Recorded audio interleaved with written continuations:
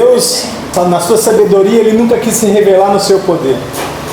Deus sempre quis se revelar a nós no seu amor. Porque se Ele quisesse se revelar no seu poder, os anjos viriam do céu gritando, carruagem de fogo, convertam-se. E todo mundo ia se converter. Ninguém ia resistir ao poder de Deus.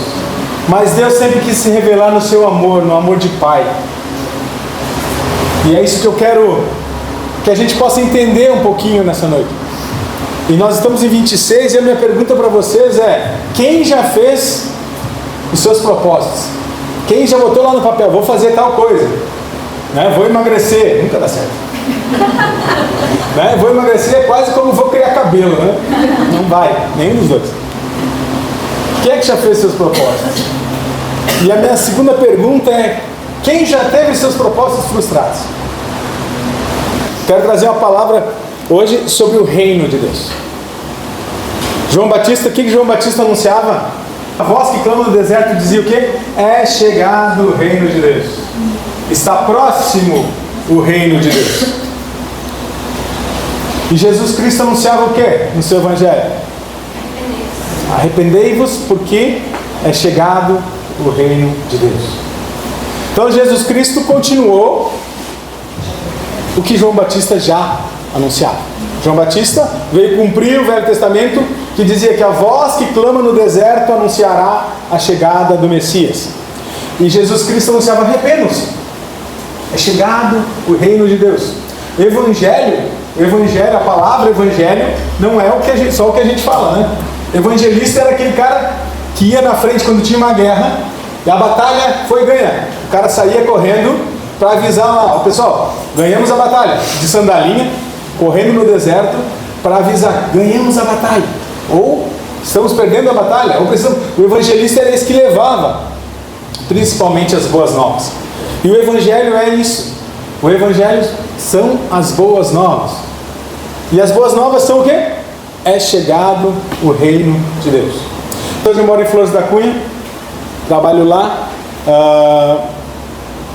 Quando eu cheguei, tinha um menino, né, que estudava muito, ouvia muito coach. Então ele fazia sempre uma pergunta que sempre me chamava a atenção.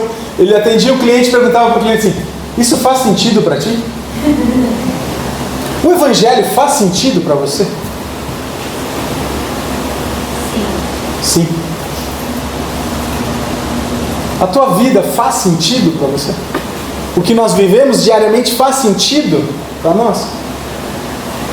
Gente, essa busca das coisas fazerem sentido é um problema. Nem tudo que a gente lê na Bíblia faz sentido. Nem tudo que a gente lê. Eu já tenho aí 26 anos de conversão e eu leio muitas vezes e não faz sentido. Preciso ler, preciso reler, preciso buscar para que isso faça sentido. Mas o eu não compreender diretamente, automaticamente, não quer dizer que eu estou errado, ou que eu sou burro, sei lá, ou que eu estou em pecado. Não quer dizer, é que eu não consigo compreender. Uma das características de Deus é a incompreensibilidade. Nós nunca compreenderemos. Como eu posso compreender um Deus que pode fazer qualquer coisa, optar por mandar o seu filho morrer por você e por mim? Nunca vou entender. Nunca vou chegar nisso. Quando formos transformados, estivermos glorificados com o corpo lá com Jesus, não sei se eu vou entender lá. Talvez eu tenha oportunidade. Essa busca por fazer sentido muitas vezes nos afasta de Deus. E eu dei um Google lá, né? Isso faz sentido para você? Botei bem assim no Google: isso faz sentido para você? E ele me respondeu: a frase "isso faz sentido para você" é um convite reflexivo para verificar a sua compreensão, lógica e aceitação de uma ideia, muito usada nos contextos de vendas, que é aí que o meu menino lá pegou, né?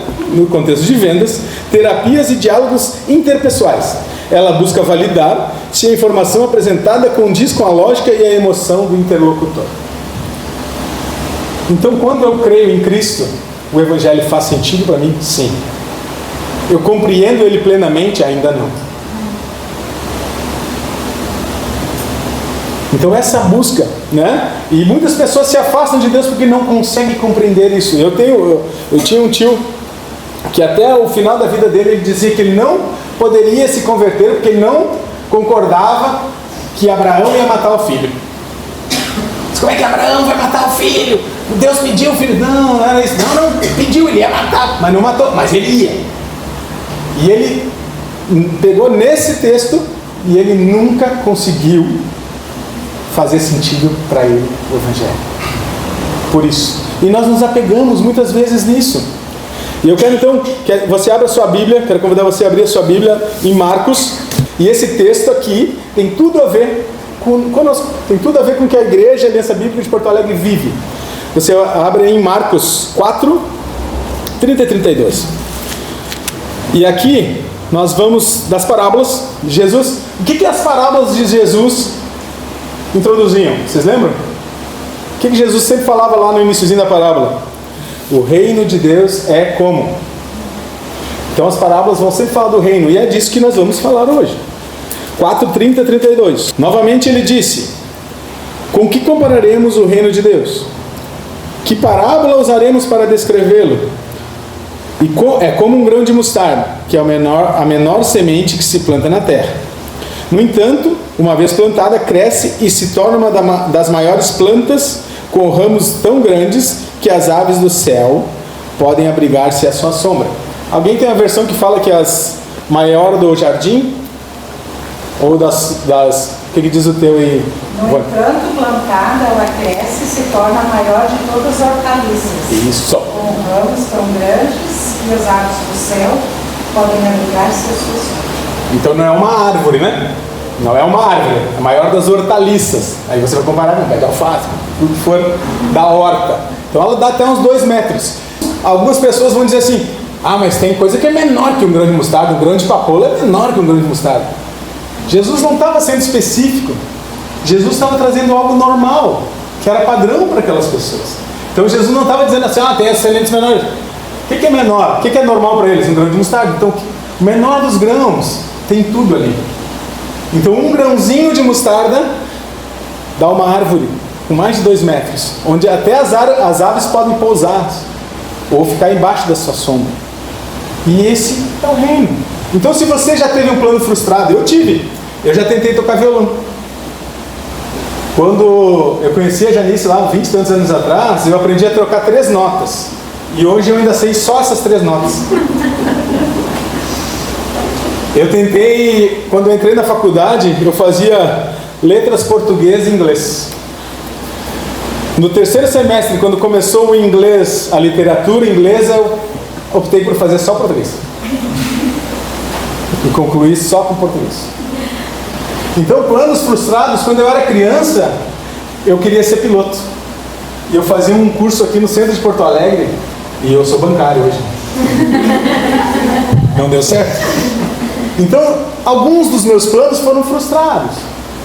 Nós fazemos planos frustrados. Mas eu tenho para você que está lá, colocou no papel: esse ano eu vou fazer tal coisa, né? Todo domingo começa o regime e na segunda desiste.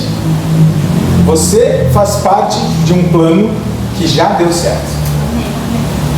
Porque o reino de Deus que João Batista anunciava e que ia chegar, e Jesus disse: já chegou. Você já faz parte disso. Nós somos parte do reino de Deus. O reino de Deus não é um lugar. Essa é uma grande confusão. A religião colocou o quê? Colocou o céu. É que Mateus diz: o reino dos céus. No Evangelho de Mateus ele não fala aqui, como a gente leu em Marcos, o reino de Deus. Ele fala o reino dos céus. Porque os judeus não falavam o nome de Deus em vão, de forma alguma. Então, se ele escrevesse o reino dos céus, os judeus não leriam aquele texto, não teriam o alcance necessário. Então era o reino dos céus, mas é o reino dos céus, não o reino no céu. Então o reino não é no céu, ele veio do céu. Não é para onde a gente vai, é da onde ele vem. É o reino do céu. Então, se eu não sou Leandro em Porto Alegre, eu sou Leandro de Porto Alegre. Eu vim de Porto Alegre lá, né? Então a gente pode inverter. Eu não sou Leandro de Flores da Cunha. Eu estou aqui. Eu só vim de lá para cá. Então o reino é a mesma coisa. Ele está vindo. E ele está dizendo que aqui o autor, que ele é como, o reino é como um grão de mostarda. Pequeno, aparentemente insignificante. Se nós pegarmos uma sementinha, a gente não faz nada. Mas se você plantar, ela vai dar muita semente. Você vai poder usar para muitas coisas. E nós somos assim. A Aliança Bíblica de Porto Alegre hoje parece, nossa, somos poucos, somos pequenos. Mas, gente, nós somos representantes de um reino. Amém? Nós somos representantes de um reino. Então, assim, gente, nós, os missionários que começaram aqui, o Lou Bailey, quando começou Porto Alegre, esqueci o nome do homem lá. O Samuel Harms, isso. Samuel Harms foi para Caxias. Então, assim, não importa se fosse um outro pastor qualquer, outro missionário, é o mesmo reino. Então, da Aliança Bíblica de Porto Alegre, você anda em qualquer lugar. Quando nós estávamos lá em Tapas, eu contei para vocês, a primeira vez que eu conversei com um pastor, ele, no dia que tu veio, congregava na Aliança Bíblica, tem um irmão lá em Camacuã que era da Aliança Bíblica, da década de 80. Então, gente, não importa quantos nós somos, não importa o número, nós somos parte do reino. E esse reino é como um grão de mostarda, que vai crescer, que vai desenvolver. Pessoas vão ser alcançadas se ficarem conosco, amém. Claro que nós oramos por isso, claro que a gente quer crescer, a gente quer ver que mais e mais pessoas, porque quanto mais pessoas a gente estiver trabalhando no reino, mais alcance nós teremos, mas ele não pertence a você. Nós temos aqui uma grande diferença. O Marcos vem falando aqui, se você ler o capítulo 4, ele vem com a parábola do semeador, depois a candeia e a semente. Eu quero desafiar vocês a ler um pouquinho antes aqui então, a parábola do grão de mostarda. Antes, volta 2 versículos, no 26, 4 versículos. Ele prosseguiu dizendo: o reino de Deus é semelhante a um homem que lança semente sobre a terra, noite e dia, estando ele dormindo ou acordado, a semente germina e cresce, embora ele não saiba como. A terra por si própria produz o grão, primeiro o talo, depois a espiga, e então um grão cheio de espiga. Logo o grão fica maduro, o homem lhe passa a foice, porque chega a colheita. Então é interessante quando ele diz assim, né? O reino de Deus é semelhante a um homem que jogou a semente.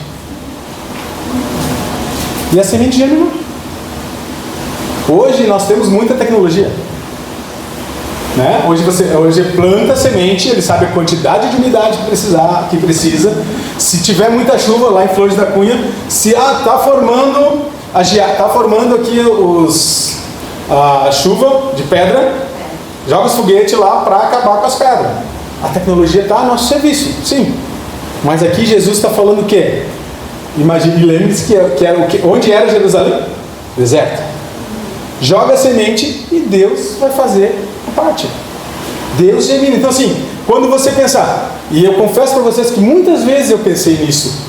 Eu já confessei isso, quando eu saí daqui eu dizia, e agora? Eu vou embora, e a igreja? A igreja que eu tanto amo vai ficar como? E Jesus parecia, Deus falando no meu coração, parecia seu Madruga, não é da sua conta. Eu vou fazer. Não te preocupa. E eu posso dizer isso para vocês, não se preocupem. Não é responsabilidade de vocês. Não é que não é para fazer, né, gente? Não é que é para fazer relaxado, não. Mas não é responsabilidade nossa. Se fosse, já estava frustrado totalmente. Mas o reino é dele. Não é o reino da Cândida, não é o reino do Leandro, não é da Janice. É o reino de Deus. E reino de Deus não é império. Qual é a diferença entre reino e império? Quem lembra do Star Wars, né? Do Império Contra-Ataca? O Império toma conta de tudo. Toma conta de tudo e só tem alguém que manda. O reino de Deus, ele é dentro do seu coração.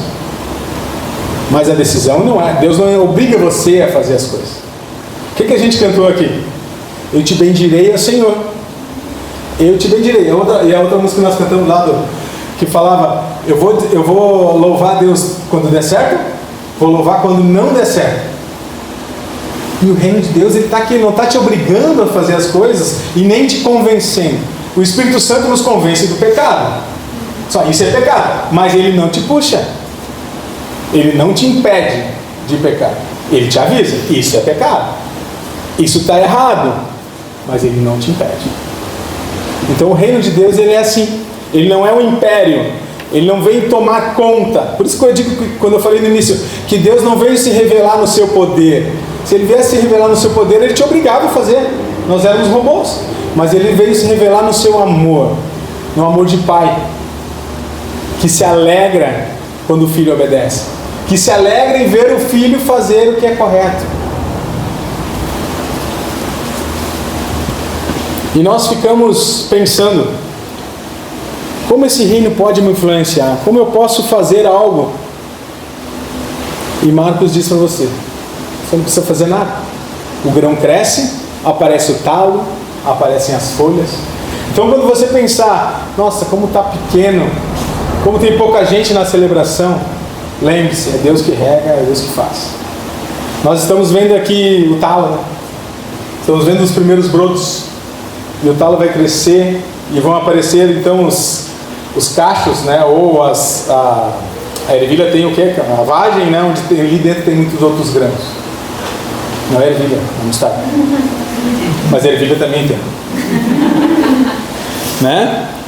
E nós somos isso, nós somos parte disso. Então, a minha alegria em dizer para vocês é isso: você faz parte do reino.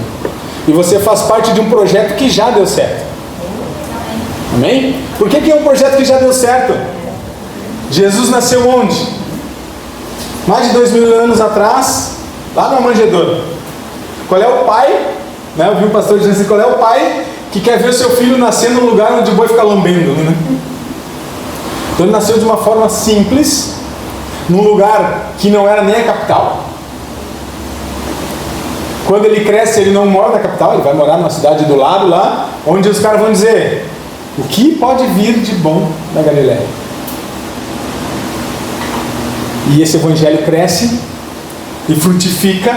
E aí, hoje, 2026 anos mais ou menos depois, nós estamos aqui celebrando isso, o reino que já chegou e faz parte, e você faz parte. Colossenses diz, 1, 13 e 14: ele nos libertou do império das trevas e nos transportou para o reino do Filho do seu amor. Então nós fomos transportados, ele tirou você do império das trevas, ou seja, tirou você do império, ou seja, da escravidão, e trouxe você para o reino do Filho do seu amado. Eu confesso a vocês que eu sempre tive dificuldade de entender o Reino Unido. O que é Inglaterra, o que é Reino Unido? Reino Unido são 3 países, é isso? Escócia, 4? Eu continuo com essa dificuldade. Né? Me ajuda, Inglaterra, Escócia, Gales e Irlanda. Ou seja, é um reino composto de vários países que têm as suas regras. Cada um tem a sua, mas eles são um reino. Nenhum domina sobre o outro. Né? E se fosse um império, como era o império, se a gente puder, o império chinês, ou se quiser considerar anteriormente a União Soviética, né, que depois se desfizeram em vários países, onde você era obrigado a participar. Mas eu sou brasileiro, não, agora tu vai ser argentino, vamos puxar você para cá. Não, gente, nós fazemos parte de um reino onde nós decidimos participar, onde Deus se revelou a você, né? Você decidiu, mas primeiramente Deus se revelou a você. Deus te mostrou o reino e convidou você a fazer parte. Te tirou, te pinçou do império das trevas e te trouxe para o reino do seu Filho do amor, ou para o reino da luz. E eu quero, dirigindo para o final, para a gente poder fazer um exercício lá do pessoal da psicologia, que você feche seus olhos. Feche seus olhos, vamos fazer um exercício. E eu vou falar algumas palavras e você vai ficar pensando sobre isso. E depois nós vamos ler mais um texto. Boletos, trabalho, família, doenças, carros, trânsito, guerras. Podem abrir seus olhos. Todas essas palavras, talvez tirando a família, são palavras desagradáveis quando a gente pensa. Mas quero desafiar vocês, convidar vocês a abrir Mateus. Vamos voltar lá, vamos lá em Mateus 6 e ver o que Deus tem para nós e o que isso tem a ver com o reino. Mateus 6, 25 até o 34. Alguém quer ler? Posso ler? Pode ler então, já. Por isso eu lhes digo que não se preocupem com a vida diária, se terão o suficiente para comer, beber ou vestir. A vida não é mais que comida e o corpo não é mais que roupa? Observem os pássaros. Eles não plantam, nem colhem, nem guardam alimento em celeiros, pois seu Pai Celestial os alimenta. Acaso vocês não são muito mais valiosos que os pássaros? Qual de vocês, por mais preocupado que esteja, pode acrescentar ao menos uma hora à sua vida? E por que se preocupar com a roupa? Observem como crescem os lírios do campo. Não trabalham nem fazem roupas. E, no entanto, nem Salomão em toda a sua glória se vestiu como eles. E se Deus veste com tamanha beleza as flores silvestres que hoje estão aqui e amanhã são lançadas ao fogo, não será muito mais generoso com vocês, gente de pequena fé? Portanto, não se preocupem dizendo: o que vamos comer, o que vamos beber ou o que vamos vestir? Essas coisas ocupam o pensamento dos pagãos, mas seu Pai Celestial já sabe do que vocês precisam. Busquem em primeiro lugar o reino de Deus e a sua justiça, e todas essas coisas lhes serão dadas. Portanto, não se preocupem com o amanhã, pois o amanhã trará suas próprias inquietações. Bastam para hoje os problemas desse tipo. Amém? Amém. Busquem, pois, em primeiro lugar o reino de Deus e a sua justiça, e todas as coisas serão acrescentadas a vocês. Então, quando você ouvir boleto, trânsito, prova, final de semestre, né? TCC, entrega a Deus. Buscai o reino de Deus. Então, quando eu digo para vocês que nós somos já parte do reino, isso Mateus nos traz. Busca primeiro isso. Todas as coisas. Aí concordando com Marcos, quando ele diz: a semente foi lançada e ela vai crescer. E a semente ela não foi lançada por ti, ela foi lançada por Jesus, por Deus lá atrás. Porque o reino não somos nós. Nós fazemos parte, mas o reino não somos nós que plantamos. A semente foi lançada por Ele. E ela vai crescer e ela vai dar certo. Amém? Então, na sua vida, quando você ficar preocupado, lembre desse texto. Buscar primeiro o reino de Deus. E eu tenho feito isso na minha vida, e eu confesso que tem sido restaurador. E não é assim, como eu já disse antes, fazer relaxado as coisas.